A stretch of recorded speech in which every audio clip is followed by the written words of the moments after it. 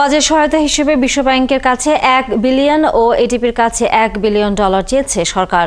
এখান থেকে বিদ্যুৎ ও গ্যাসের পাওনা পরিশোধ করে সামনের সংকট কাটিয়ে ওঠার চেষ্টা করা হবে। সকালে সচিবালয়ে বিশ্বব্যাংকের দক্ষিণ এশিয়া অঞ্চলের ভাইস প্রেসিডেন্ট মার্কিন রেজার্ডের সাথে সৌজন্য সাক্ষাৎ শেষে এ কথা জানান বিদ্যুৎ, জ্বালানি ও খনিজ সম্পদ উপদেষ্টা মোহাম্মদ ফজল কবির খান। বিদ্যুৎ ও জ্বালানি মন্ত্রণালয় থেকে আমরা বিশ্বব্যাংকের কাছে $1 বিলিয়ন বাজেটারি সাপোর্ট চাইছি, যাতে আমরা গ্যাসের বিল দিতে পারি এবং আমরা বিদেশ থেকে যে বিদ্যুৎ কিনি সেটার বিল দিতে পারি।